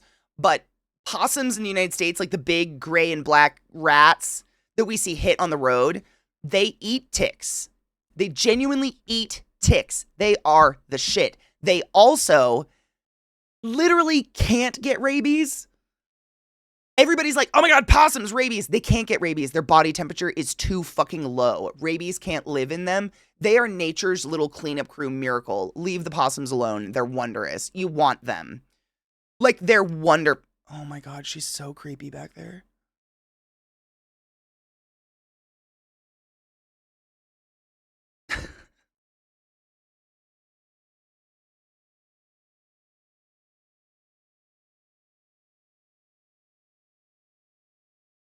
Naked Lunch is literally a legendary color from MAC Cosmetics. Naked Lunch, and then they just made a bunch of variations of it, like frosted or whatever. Naked Lunch, oh yeah, that's like a base tone a shit ton of people are obsessed with. How long has she been there? I know. She doesn't know that I know she's there until I turn. But a couple of minutes? Should I turn by now?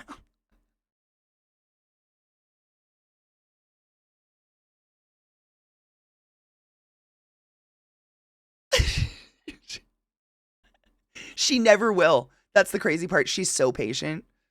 The only reason she'd rush me is if the other one did. I'm not going to say his name. I don't know where he is. I think he's sleeping in the pillows. She's such a patient little pood.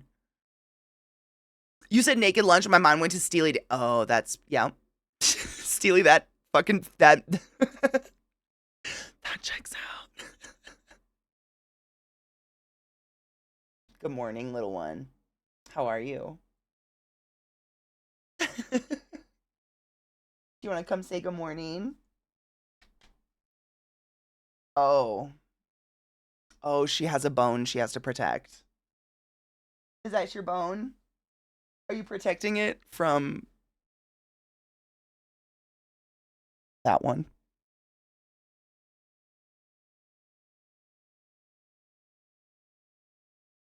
He's got his eyes on her. Look at all this skin. Bill, what you gonna do with all that skin? All that skin on you. What are you gonna do with it? Wiggle, wiggle, wiggle. She's like a handbag. Is this good for you, Bill? You're very chill right now. Does this feel good? I don't know if I'm doing good or not.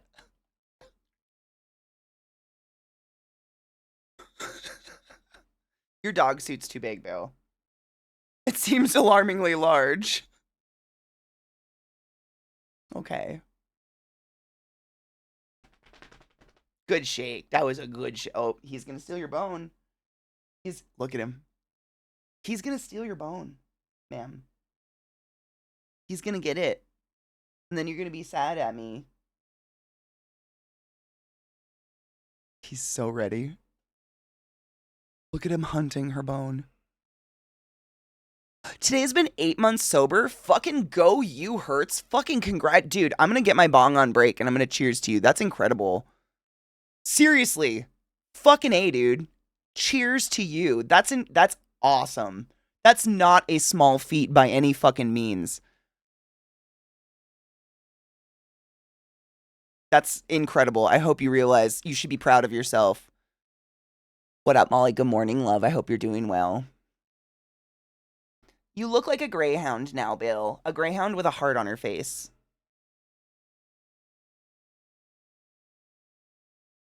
Thank you. Nah, dude, I know what sober means.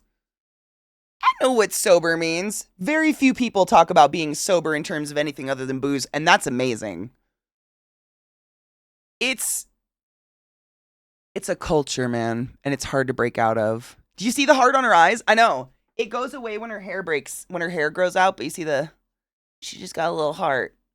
Her little fawn face. And then it goes down her neck. She's a heart face. You're such a pretty girl, but you look so weird without your furs. You look like you have no brain. Look at that neck. Look at that neck. Good Lord. You're a giraffe. Oh, is that a good spot? I got the good spot. Oh my God. Is it called California Sober? If it's not, that's what it's going to be from now on. You know what hurts? I've talked to Zeke about that a couple times because if you guys didn't know, Zeke has been to AA. And one of the things that he talks about that really, I think, drives a lot of people away from it is just the overt religion part of it. And they claim that the program doesn't work without God. And I just don't. Like, if I became addicted to something, i.e., alcohol or anything, I know, yeah, in my sober state, I'm not becoming a part of any religious organization, regardless of what they're trying to do for me. In my drunken state, I'm absolutely not doing that. But God will guide you, right? Colorado sober is weed and cocaine? Really? Do we have a cocaine thing here? Huh. That kind of checks out, though. There's a lot of tech money. Tech bros. A higher power is supposedly the only requirement, which I find sad because, and again, this is just me speaking from the inside out because all the alcoholics in my life just die of it. They don't really seek out help.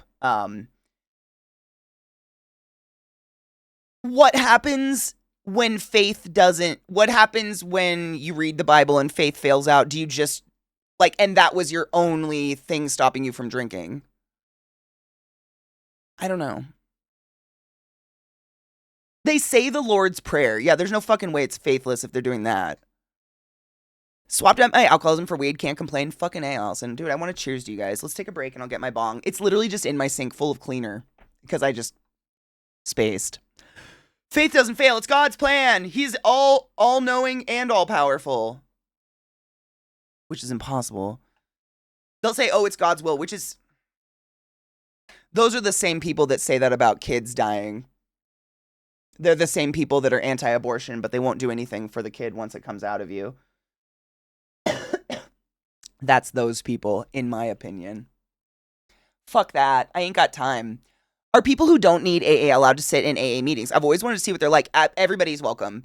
People, they actually have meetings for people that are family of alcoholics. I can't remember what it's called. It's I know there's Narcs Anonymous family, and then there's the Alcoholics Anonymous family. So, people that aren't necessarily alcoholics, but want to go to a meeting, experience what their family is going through, talk to other people about what they're going through, et cetera, et cetera, et cetera. There's different variations of it across the board, but as long as you're, I don't need to say this to you, but as long as you're not disruptful and disrespectful and whatever, and you just want to be a part of a meeting like that, I think you'd be welcome. Just an FYI, wow. Some people will get on that podium and they will tell you the darkest, lowest moment of their life. And man, goddamn. Gives you some heavy duty perspective. For sure, Z's. Al-Anon. That's what I was literally trying to think of. It's Al-Anon. Thank you. Is it seriously hurts the story? Oh yeah. They're you have no perspective on what a true rock bottom moment is until you attend one of those, a meeting like that. I wouldn't say just Alcoholics Anonymous, but something like that. And you hear those stories of, I wouldn't even, I'd rather tell you about the anal railgun. They're so dark, the places that people have been and gone before they reach up and try to ask for help or start going to meetings or something like that. It's pretty sad.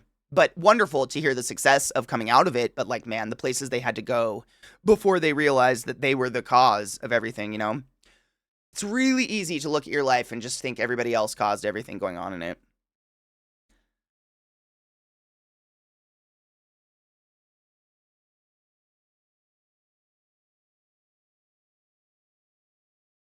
I have a sister that has that belief that everything you do or happens to you is God's will. By that logic, then people getting abortions or going against Christianity is also God's will. 100%. There's an argument about that where it's if God is all knowing, he cannot be all powerful. Otherwise, he's fucking evil. If God is all powerful, he cannot be all knowing. Otherwise, he's evil. like it's fun, it's an interesting conversation to get into or to read about because they literally are, because of what's happening. We all see what's happening, babies dying and people getting cancer, et cetera, et cetera, et cetera. Like just horrible things happening all the time. Like if those two things are true, then God is Satan. And that's just facts. He cannot be all powerful. He cannot be all knowing at the same time. Otherwise, he's evil. What if God is the bad guy? A dude in the sky written about by dudes who think long hair is a sin? I'm good. I'm not part of that. A railgun? What the fuck is the word railgun? Oh my god, Desmond, have you never heard the story of anal railgun? I'll give you the cliff notes. So essentially, someone went to get an MRI with a butt plug in their butt that they thought was 100% silicone because the company told them it was 100% silicone. It was not 100% silicone. It had a metal core. So the moment the MRI turned on, that thing went into his liver. He survived. Anal railgun. You can Google it.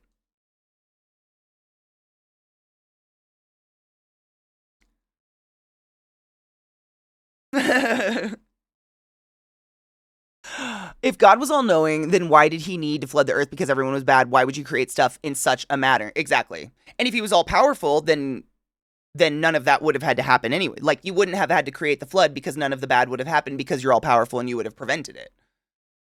So if he's all-knowing and all-powerful, he's just a kid playing with an ant farm. That's it. Which is some fucked shit.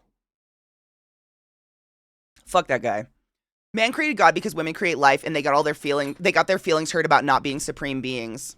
I actually saw a meme like that, Viata, recently that said something on that line. It was men created God because they couldn't stand the fact that women could create life. It was pretty wild. It hit me in the face. I mean, hell, God made a bet with the devil in the Bible by taking shit away from someone. That story tells you all you need to know. He's like, see, he still loves me after I made his life miserable. That story sticks out to me so hard. Like, isn't that the first story? Or, like, one of the only? Like, Satan's literally only mentioned, like, 5 times in the Bible, maybe. It's pretty crazy. Like, not at all. But Satan, is it Satan or Lucifer? No, it's Satan. The translation of Satan to the original language that the Bible was written in is actually just, what is it? Questioner. So I'm not kidding you. Questioner. That's what Satan translates to. Questioner. Because what God was like talking to a guy working in his field and telling the guy in the field, like, hey, I'm not going to grow your crops and you're not going to have any food and most of your family's going to die. But if you stay faithful to me, you'll get into heaven. And the farmer was like, yeah, Sky Daddy, I'm starving and hallucinating. Let's go. And Satan was like, you know what? Maybe, just an idea. Just shooting it out there. We shouldn't just absolutely listen to the Sky Daddy voice because maybe that's a hallucination and you're losing your mind. And that's Satan. Literally, that is the birth of Satan. He questioned the crazy voice in the sky saying, let your family die. That's like the birth of him in the Bible. It's really interesting.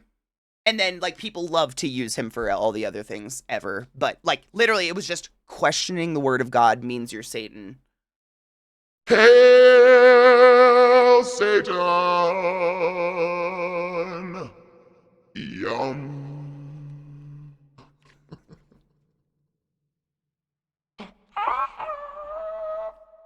Hi, Bubba. Bill. Thank you. Me too. I remember when we read the Bible, I said the same thing. I'm like, so you're fucking serious? That's what made this. That's it? Questioning Sky Daddy voice? Okay.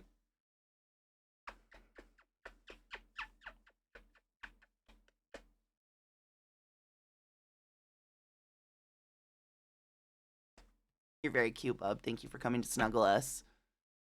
Yes, Satan's little. Did you hear the call? My void boy. Yeah. Pupper snuggles are the best.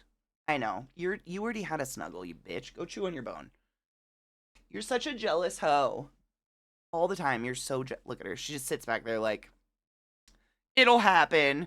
That's why science is the devil. Seriously. Questioning anything is the devil because that's, Yeah. Yes.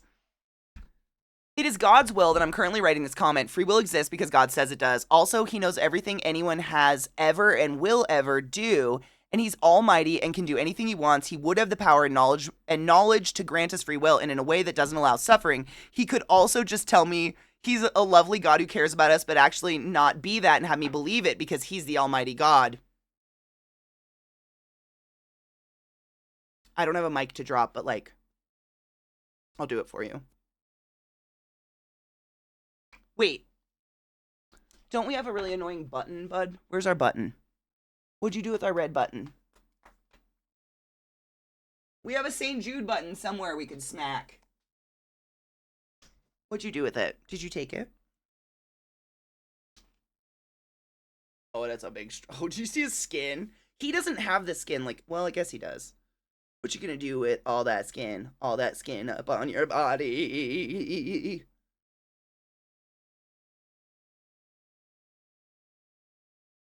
I don't know, Bob. That's where I keep my babies. Dude, what the hell? What's happening? Why you got all that skin? I don't know. Oh, okay. I think it's part of the it's a safety mechanism. So golden retrievers have like a waddle. I'm not kidding you. They have like a fat, what would you say, a fat deposit on their breastbone neck area. And it's literally like an evolutionary thing. So if something bit them there, it couldn't get through to their, important bits. I think it's that. I think it's like like something could get his skin, but not like get his neck. Oh, thank you. All that skin you live in. I'm gonna get you skin. Thank you. I was desperately trying to think of a. I could not do it. Thank you. Saronlin, I've always wanted to see one of those in real life. I saw a picture of one of those toad frogs, whatever kind of creature it is, when I was like in an encyclopedia, I think, when I was a itty bitty little CK. A wee little one, because there was a time I was small once. I think I saw a picture of one, and my whole life I've wanted to see one in real life. I've never seen one. You got a lot of skin you're in, bud. It must be a defense. It has to be, because I know golden retrievers, that's what's up. You do have a lot of skin. Does Zelda have the same amount of skin? Knee high to a pig's eye. Yuck. I don't consciously remember being small, but I know I must have been. Poodles were war dogs. I believe it. That's what your big feets are for, huh? What's on your face? Fuzzes? Okay. I've seen a video of the eggs hatching and it's a thing. Is it pretty gross? I know it's real. It's like one of those things that's just... Why did it evolve that?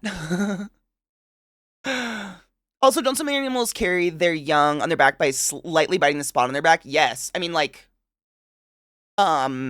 possums and stuff. They genuinely carry all their babies on their back 100%. Did you know that manatees' nipples are in their armpits?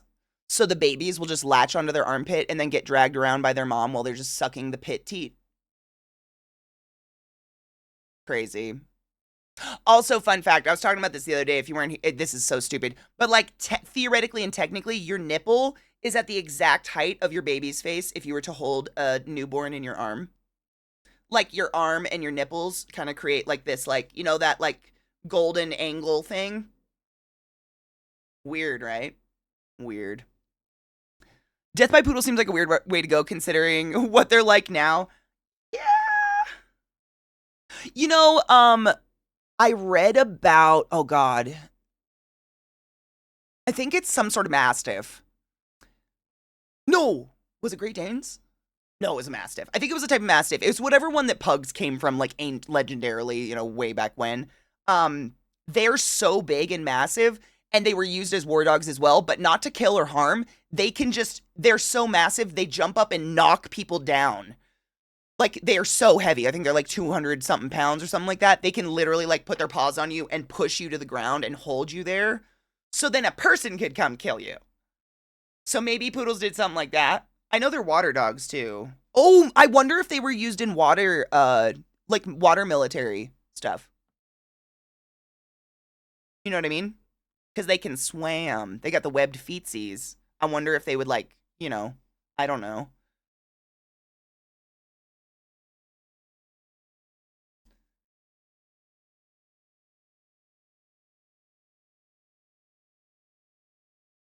I think we were made wrong. Humans, oh, we're like walking fetuses. I think about that all the time. Like, how we're one of the few creatures in the world that we don't fall out of our mom's ass, get up, and just shake it off and start our life. We come out barely formed, soft, squishy. Our skull hasn't even been put together yet because the hips of the human have not evolved to squish a baby out. Like the size that we create babies at. Like you see like a birth of a fucking giraffe, for instance. The baby literally falls 6 feet out of its mom's asshole onto the ground, gets up and is like, meh, and just walks, figures it out. Fetuses, like, what if you just put a newborn on the ground, like, would it get up? No. No, I don't know what we did, but we've like halted our own evolution in a way, shape, or form, because we do not. It's like we're more akin to a fucking kangaroo or a panda than literally anything, but we should do it like them. Like, instead of giving birth to this giant thing that can rip open to your asshole, let's give birth to the actual fetus and just keep it in a pouch for a while, and one day it'll stick its head out and be like, Mom. And I'll be like, oh my god, are you ready? Let's fucking go. That would be ideal, but instead, we grow it too long, we hold on to it too long, it gets way too big, and it rips up our playground. What do you want? She's just under my desk manically licking my legs. Do you need to go outside? Do you want to go potty? Is that what's up, Bill? Do you want to go potty? Okay. All right. Fine. Yes, I have. I love koalas. A friend of mine actually adopted a koala for me from a refuge. Like, adopted, like sponsored a koala for me in my name. I love it so much. We done fucked ourselves, literally. Yeah, I think it is too. All right. Look, they're both just behind me now. All right, break time. First break of the day. Stand up, stretch your legs, load a bowl, do what you need to do. I'm going to go rinse the cleaner out of my bong, so it might be like a 5-ish minute break. We are still raising money for St. Jude. This Friday, we will be making Monster Sandwich. Thank you for participating. I appreciate you. If you didn't know, the streamers raising money for St. Jude have already raised $1.5 million in 21 days. Insane. Insane. So long. Good Lord. Look, she's so clean. So fresh and so clean. Welcome back, everybody. Birth. It's actually warm outside? I don't know. My body's doing the weird, what's our temperature? I don't know. Let's be cold but sweat. Because that checks out. Let's do that. Am I stuck? I'm stuck. All right. Plan for today. I know, it's just layers. It's weird because it's like windy and then the sun comes out and it's hot again. Then I come inside and it's cold. I don't know. It's weird. So the Epic Store still will not work for me. I don't know if it has anything to do with this, but I did have a graphics update driver thingy. I don't know why the fuck that would literally have anything to do with anything. So I installed a different game to try today. Part of the Purge list. Doom.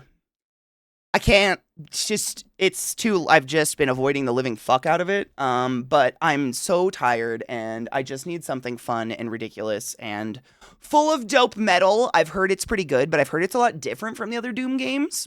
We finished South of Midnight, yep. Yeah, we finished it, oh yeah. We beat it Thursday?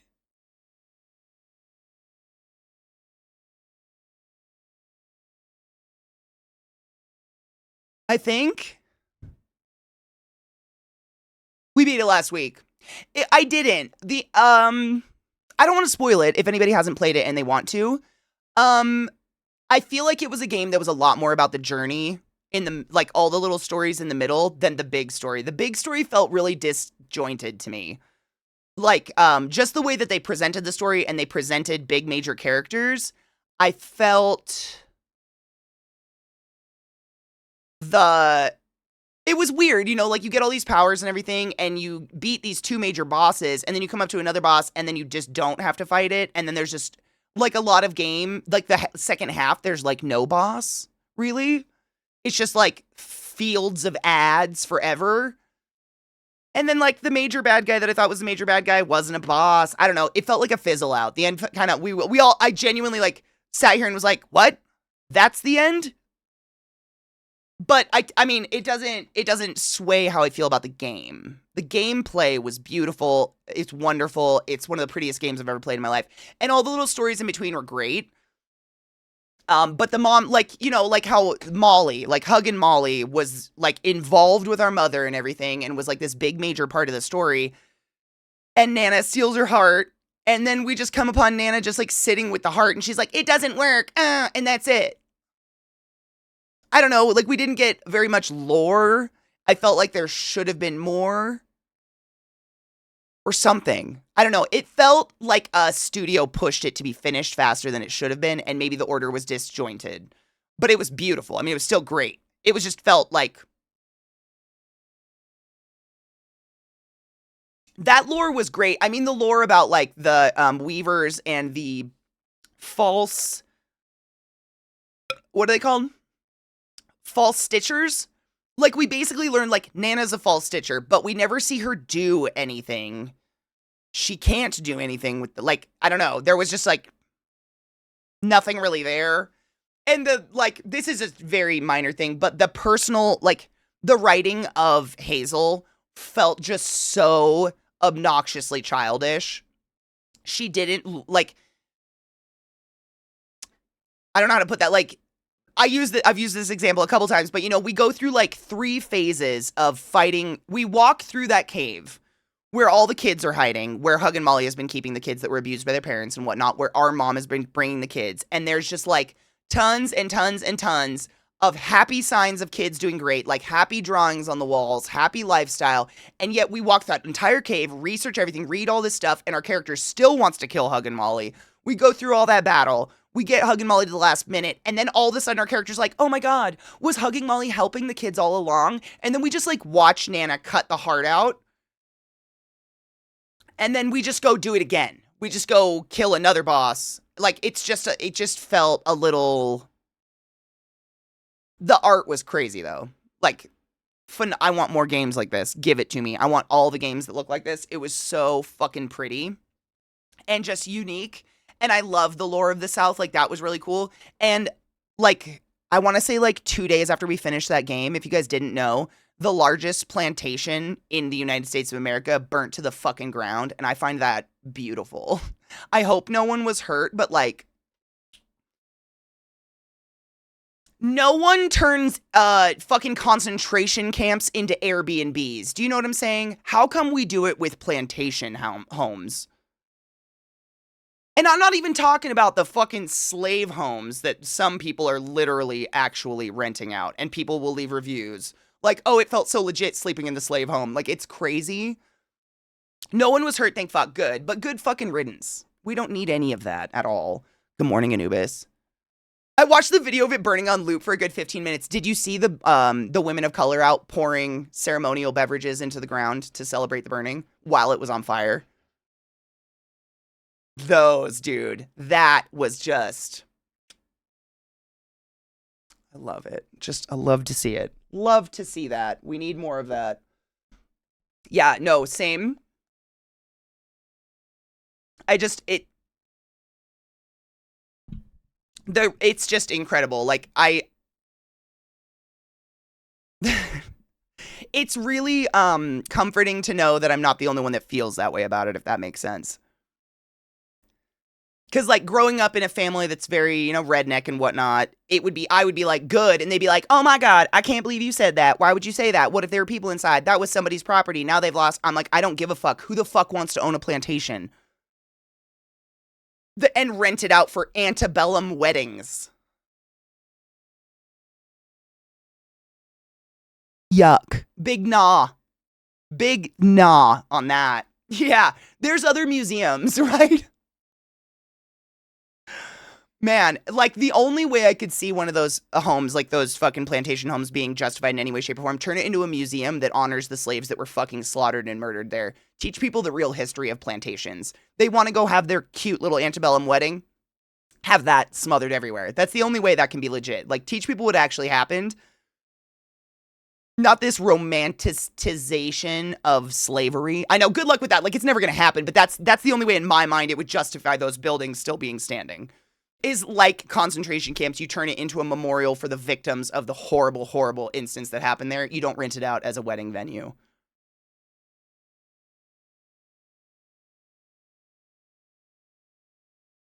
So many people crying about I got married there. So I asked, what? Was Auschwitz not available?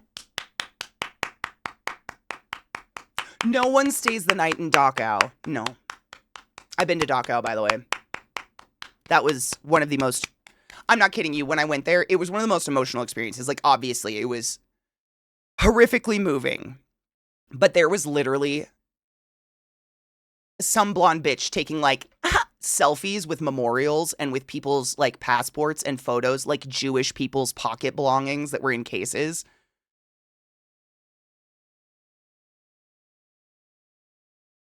She was spoken to, don't worry.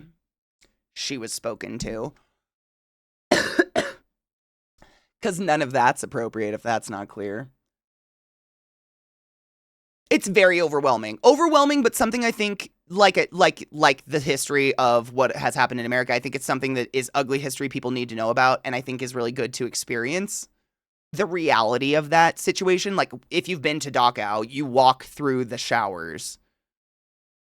Like, it's fucked.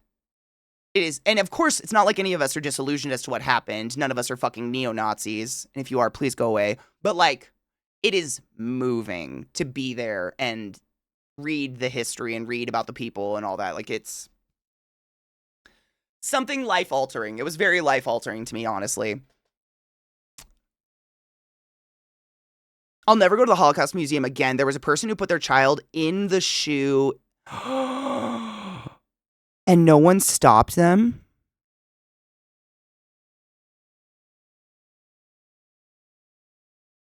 People hunted Pokemons on Pokemon Go in Auschwitz.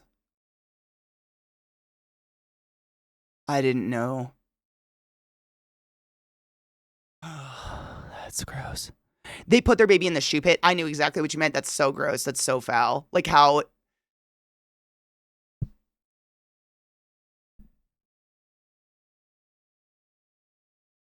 I don't know what to say. She was arrested. Good. Good. Good. What the fuck? I didn't, like... There's a story of a couple of school kids doing that in one of the concentration camps, taking a selfie in front of a wall with bullet holes in it. Another student came along and said, here, I'll get a better angle for you. Dropped the phone down a drain hole the minute he had it.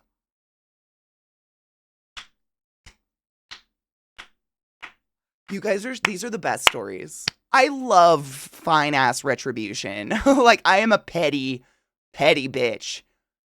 That is the only appropriate move with that phone. Yep, the kids are all right. Like,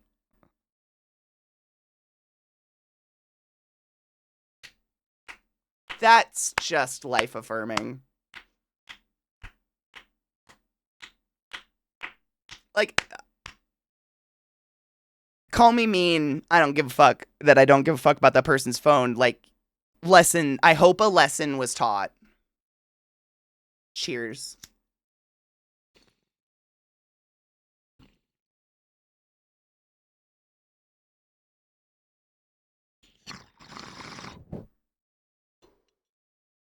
You got in trouble from who?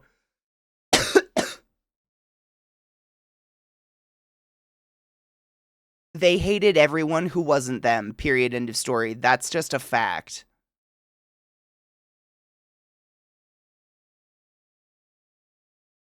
What up, Mag? How are you, love? Oh, Crispy, thank you. I will be accomplishing that. Oh my god, Mag! I wasn't even listening. How the fuck do you come in on Oats? How? I'm on the most random playlist in the world. Do you secretly love them? That was the weirdest fate. I swear to God, it's just a list of like classic rock. The fuck? You were summoned by your least favorite band ever?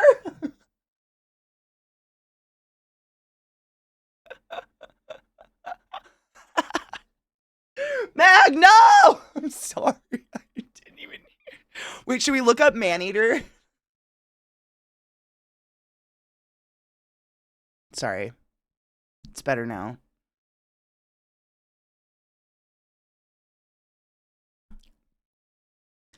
So yeah, I don't know how I got off track, but the fucking Epic Store is just not, I can't buy anything on the Epic Store. I even tried to buy something for like $1, like some Tetris game, just to see if I can't add anything to my cart, and I don't know.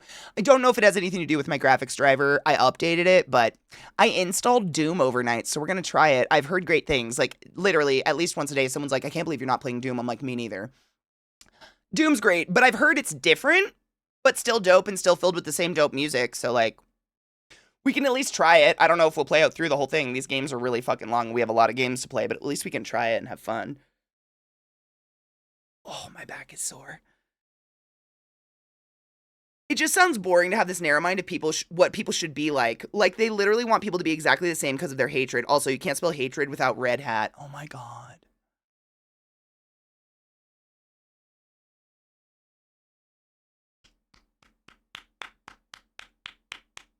Bless you.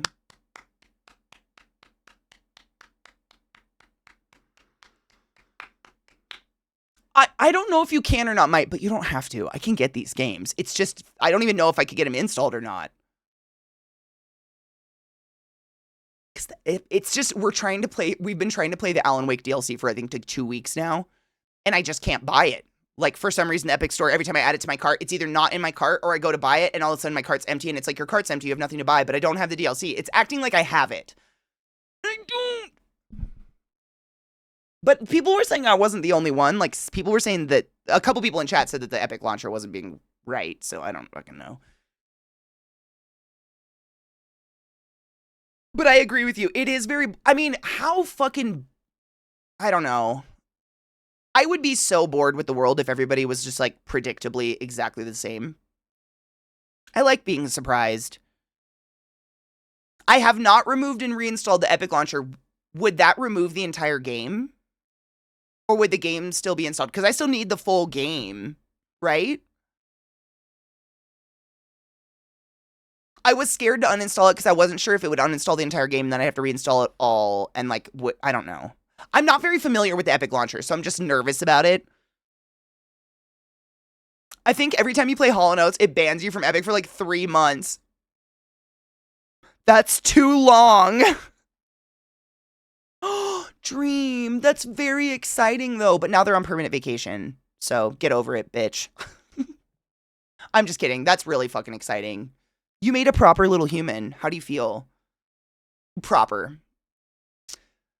I saw something today that I quite liked. I personally think Cinderella should have lived a happy life with all her animal friends rather than settle for a man who had her try on a shoe because he didn't recognize her without makeup.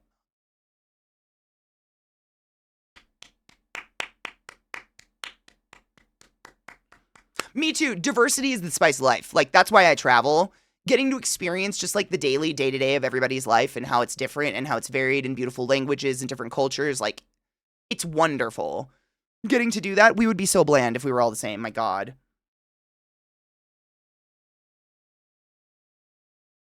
I've heard the new Doom is very Simon Says. If you can tell the difference between a red attack and a green attack, you'll win. Also, by default, if you're at critical health, the enemy attacks are toned down until you kill something and get a health boost. That's kind of dope. You have the games that they're somewhere else. It could just, oh, it's just like reinstalling Steam. Okay, I'm gonna make a note to try that. Uninstall.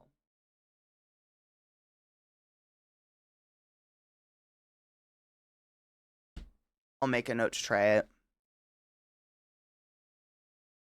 It's locked up on you 3 times? Well, fuck. Let's hope it doesn't lock up on me.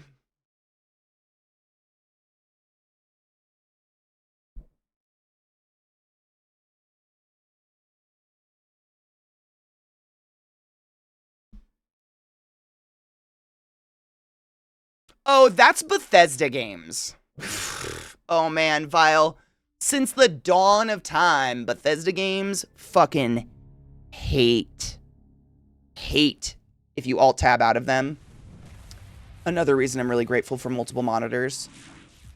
But yeah, they've notoriously, since the dawn of time, even ESO, it would crash if I tried to alt-tab out of it too many times. It fucking hates it. What is this? Doom. What are you called? Just Dark Ages, right?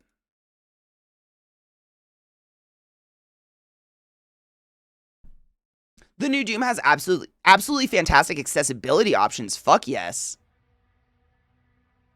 It does. Doom Dark Ages has really big difficulty adjustments. You can set them as much as you like. I fucking love that. So we're not going to get hung up on something stupid. Learn to shit in other places. I don't know how to put this another way. Our American toilets are basically weird. I know. One of the things that was the most enlightening to me traveling the world when I first started really traveling abroad was that pretty much every country has a form of bidet except us. In general, everywhere.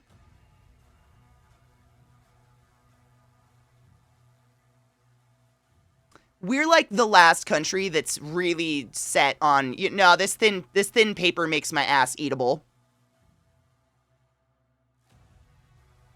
That, except Greece. Greece, you're gonna shit in a hole in the ground. That was pretty crazy. But like,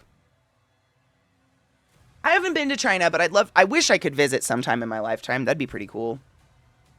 Unfortunately, I feel like we're all blacklisted as Americans now, so I don't know if I ever will be able to visit a lot of these countries. I just took a real cute picture of my dogs. I have to show it to you. They're so adorable.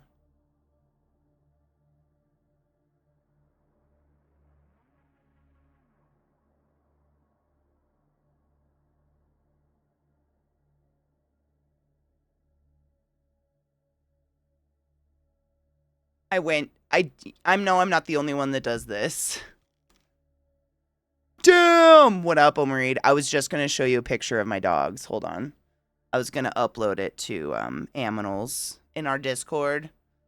So, I know I'm not the only one that does this, but like every day I go out and I like talk to my plants and I go check on them. Oh yeah. They're both up there. Trick's just on the other side. And I planted a few new ones, so of course I have to go check on them multiple times a day and stare at them and be like, live. So I walked down and looked at some of them. And when I walked back up the hill, the dogs were just really fucking cute. Sometimes they actually put up with each other.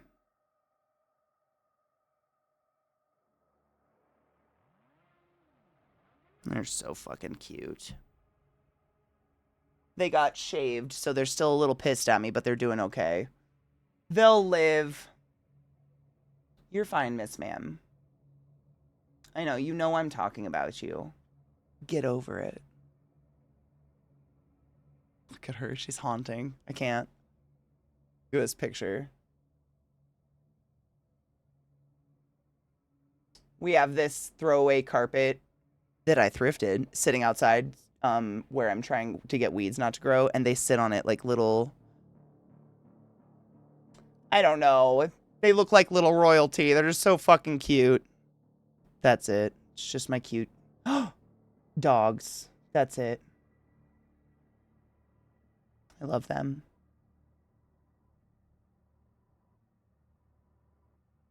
They do. They looked identical. I walked up the hill and I paused, got my phone, turned it on. Of course, it was turned towards myself, so I got like and I was like, oh God, flip. Because the moment I move, I know, David, it's really weird when we first get them back from the groomers. It's a little bit like getting two new dogs. You get really used to the fuzzy version. And when you get these dogs back, you're like, where are my dogs? These don't look like my dogs. You changed them. They bookended. I got like 4 pictures of it because they were so fucking cute. They're so fucking cute. I love them so much. Guys, these games... God, I'm tired. I'm gonna take the best nap. These games are more about the shoe skis for me. Vile. Thank you. Motherfucker, thank you for that $50 to our St. Jude Children's Hospital charity. I just got a tweak in my back. Son of a bitch. Ugh. It's fine. Oh my God. I just haven't rested enough lately, so everything hurts. It's fine. Thank you for that $50 to our St. Jude Children's Hospital charity.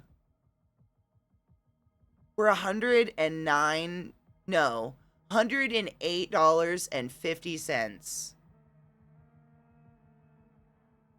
200. We're like $200 away from reaching our goal. It's kind of sick. It's kind of awesome. We're something like that. You do the math. Why is my name on there twice? What do you mean? It only shows one for me. And one from like a different day.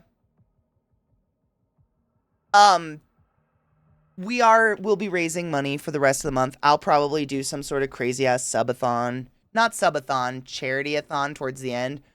Where we'll just create a wheel of nonsensical shit and we'll do that together to try to reach our goal if we don't reach our goal, or even go further because we have we have like stretch goals like Buddy Christbert or Keep Topping and Nobody Eats, which is where Crispy teaches me how to cook something mysterious. Lay pole dance. No. No. Steve Le Roi Steve. I'm gonna dress up as that and do a fun, goofy dance involving maybe a stripper pole and get a tattoo for St. Jude, which is sick. So, thank you. I will check my miswages. I'm gonna raid Dan because he just got back from vacation from Hawaii. I mean, imagine having to visit in-laws in Hawaii. What the fuck? Or family in general. Man, I just want to be warm again. I'm so excited. I hope the sun comes out. Take care of yourselves. Clean your fucking bongs. Hydrate yourselves. Cheers. We'll be back tomorrow morning. What is tomorrow? Thursday? This week has been weird and been going by fast. I think I just need a nap. Go take a nap and take care of yourselves. That's what I'm going to do. You should do the same. And I'll see you motherfuckers in the morning. Or for movie night tonight. Who knows what's going to happen. Bye.